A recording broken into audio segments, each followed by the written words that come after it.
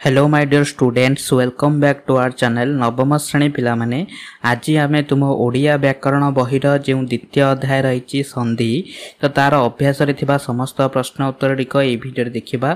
ठीक अछि तो जो माने प्रथम थर करी ए चैनल रे वीडियो देखुछ तो तुम माने चैनल को सब्सक्राइब करिदबो कारण तुम माने चैनल को सब्सक्राइब करदेले तुम माने नवम श्रेणी समस्त विषय प्रश्न उत्तर गुड़िक यही चैनल रे देखि परिबो। एक नंबर देइछि संधि काहाकू कहंती तो यार उत्तर कोन हेबो ना परस्पर सन्निहित प्रथम पदर शेष वर्ण और शेष पदर प्रथम वर्णर मिलन को संधि कहा जाए।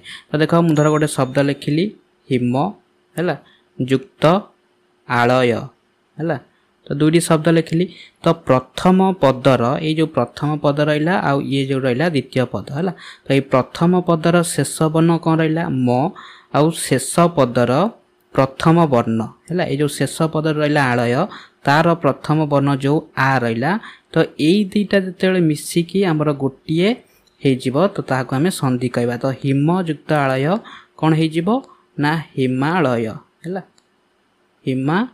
तो देख ये म आउ आ मिसिकी गोटे हो गला मा तो यहाँ है यहाँ को आमर संधि कह जाए। तो तापर देख दुई नंबर तो दुई नंबर क्वेश्चन रही स्वर संधि क्या कहती है। तो देख ये संधि क्या कहती तो आम लिखले तो संधि हूँ आमर तीन प्रकार गोटे है स्वर संधि आ गोटे व्यंजन संधि आ गोटे विसर्ग संधि।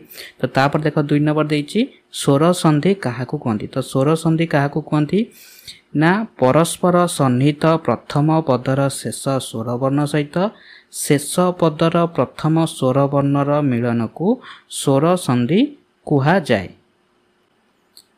तो देख स्वर संधि गोटे उदाहरण देखीदबा तो धर लिखिली गोटे है देव है युक्त असुर है तो देव युक्त असुर। तो देख ये जो प्रथम पदर शेष वर्ण हूँ ब अच्छी तो ये जो बटा आमर कौन हम हलंत ब युक्त अ ब।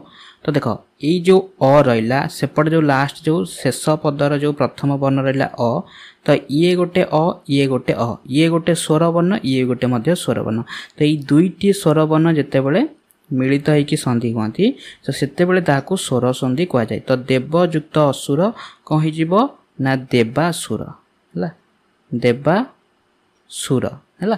तो ये देखो प्रथम पदर शेष जो पदटी गोटे स्वर वर्ण होइतिबो आ शेष पदर प्रथम वर्णटी गोटे स्वर वर्ण होइतिबो तामाने स्वर वर्ण मिलित होई संधि हेले ताकू स्वर संधि कह जाए।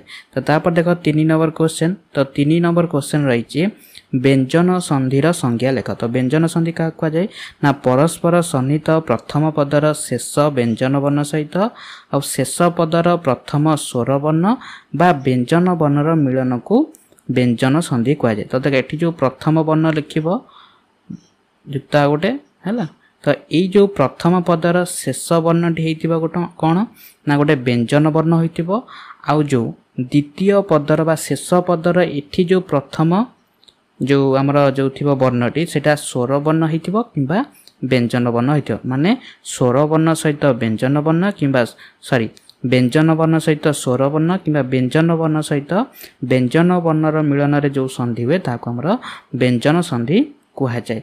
तो तापर देख 4 नंबर तो 4 नंबर देछि विसर्ग संधि काहाकू कहा जाए। तो विसर्ग संधि सॉरी विसर्ग संधिर लक्षण कौन तो विसर्ग संधिर लक्षण कौन ना विसर्ग युक्त शब्द परे स्वर वर्ण बा व्यंजन वर्ण संयुक्त हेले विसर्ग संधि हुए हलंत र युक्त सॉरी ओ हलंत स हेउचंती एही संधिर गोटिए गोटिए रूप है।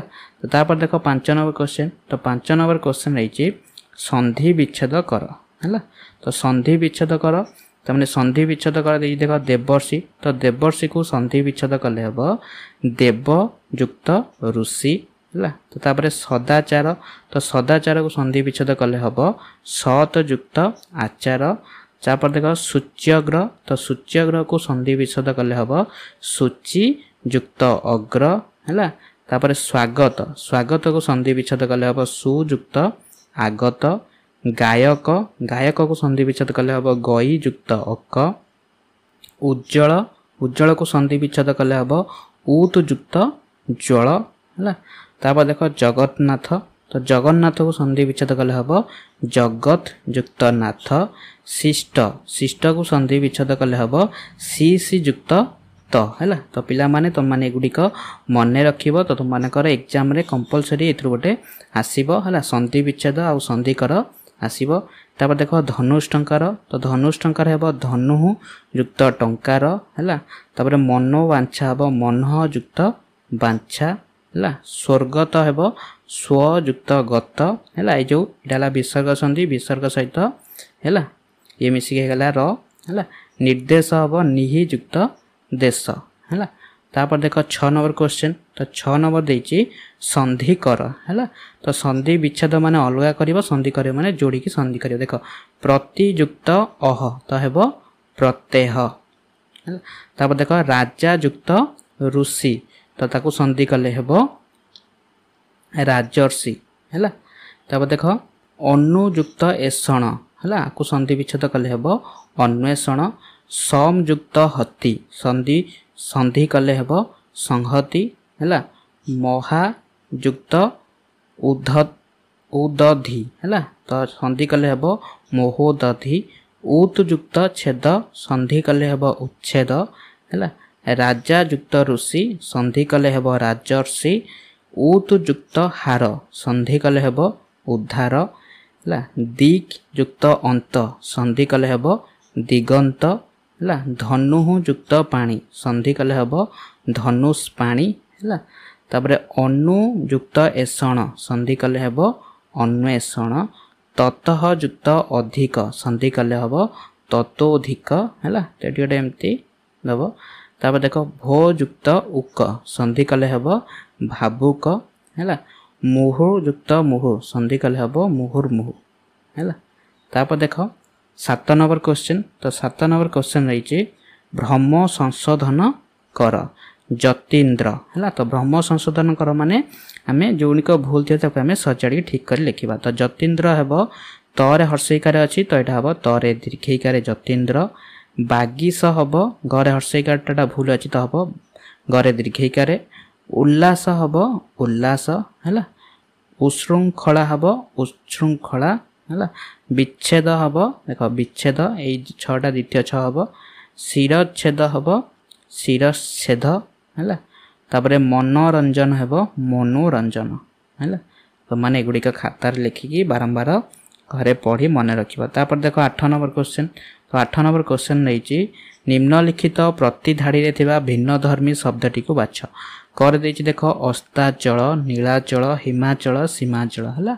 तो एठारे हमर कौन भिन्न धर्मी शब्दटी होची सीमाचल है। तो हम सीमाचल।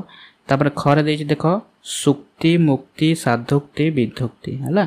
तो एठारे भिन्न धर्मी शब्द हेब मुक्ति। तापर ग नंबर क्वेश्चन दिगंत दिग्बलय जगन्नाथ दिग्गज है।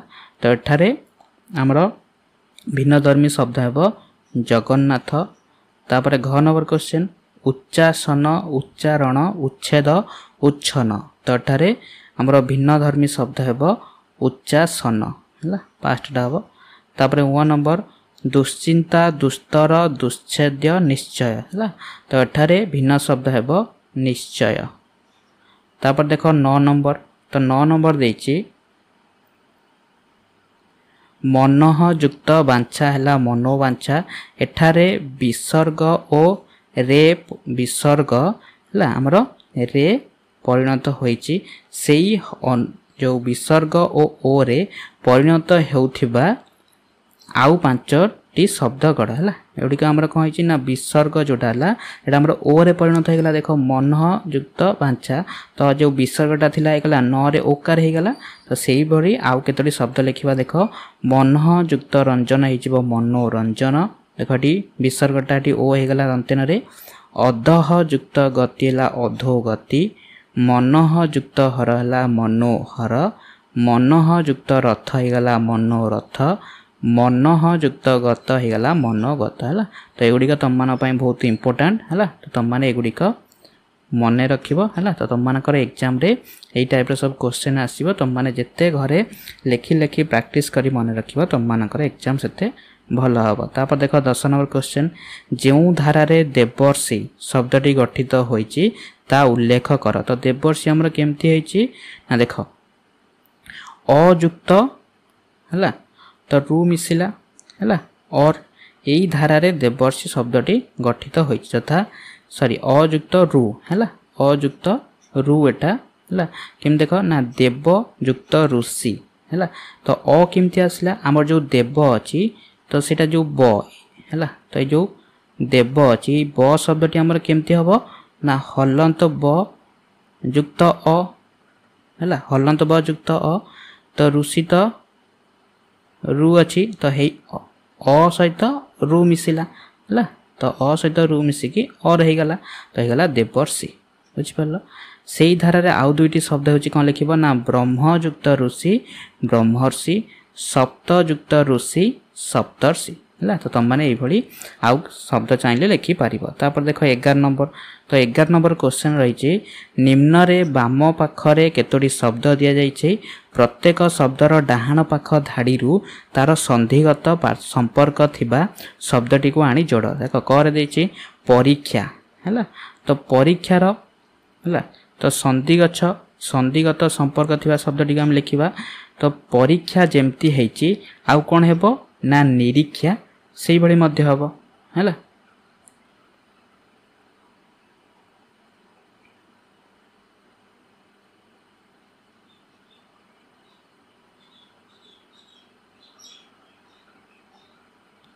ख नंबर देख महोदधि तो महोदधि जेमती हेची आउ से आउ क्यों शब्दटी से भाया हम ना हम महोत्सव। घर दे देख अनुच्छेद तो अनुच्छेद क्योंटा हम विच्छेद है तो अनुच्छेद हम विच्छेद। घर दे देख जगन्नाथ तो जगन्नाथ पड़ी आउ क्यों शब्दटा हम ना जग मोहन है तापर देख उर दे निष्फल तो निष्फल हम निष्पाप है तो देख यार उत्तर मुझे तुम देखे दूसरी तुम मैंने स्क्रीनशॉट नहीं लिखिदेव। तापर देख 12 नंबर तो 12 नंबर क्वेश्चन रही तल वाक्य गुड़िकर थिबा रेखांकित पद गुड़िक स्थान रे समान अर्थबोधक विसर्ग संधि जनित पद जोड़ी वाक्य को ठीक भाव में लेख। तो देख ये जो रेखांकित पद कौन देख हरि जणे लोभ शून्य मनीष है तो लोभ शून्य समान अर्थ बुझुवा आ गोटे शब्द कौन है ना लोभ शून्य को आम लिखिपर निर्लोभ है आम लिखा हरि जणे निर्लोभ मनीष है। तापर देख ख नंबर तो ख नंबर जो देछि परमेश्वरंकर आकार नाही है तो आकार नाही तो आकार नाही जार ताको आमे कोन कहि परिबा तो ताको आमे कहि परिबा कोन निराकार तो आम लिखिबा परमेश्वरंकर है बा परमेश्वर निराकार अटंती। तापर ग नंबर क्वेश्चन धन विहीन जीवन निरर्थक अटे है तो आम धन विहीन को आम लिखिपर कौन ना निर्धन है तो जार धन ना बा धन विहीन को आम कौन निर्धन कहती तो निर्धन जीवन निरर्थक अटे। घ नंबर जनशून्य स्थान रे बेसी समय रही हेब ना तो जनशून्य तो आम से लिखिपर निर्जन तो जनशून्य होची निर्जन। तो देख उत्तर मध्य देखे दूसरी तो तुम मैंने लिखिदेव है तो लोभ शून्य है निर्लोभ है तो जार आकार ना तो आम कहते निराकार है तार धन विहीन को आम कहीपर निर्धन आउ जनशून्य कहीपर निर्जन है तुम मैंने ये लिखिदेव ठीक अच्छे। और जदि तुम मानक भिडियोटी भल लगी थाए तो तुम मैंने भिडियोटी गोटे लाइक करिवो एवं तुम मानक सांग मान सहित मध्य शेयर करवा। जदि तुम मानक भिडियोटी भल लगे आ तुम मैंने जदि किसी भी कहवाई चाहूच तो तुम मैंने कमेंट करी कहिबो ठीक अच्छे।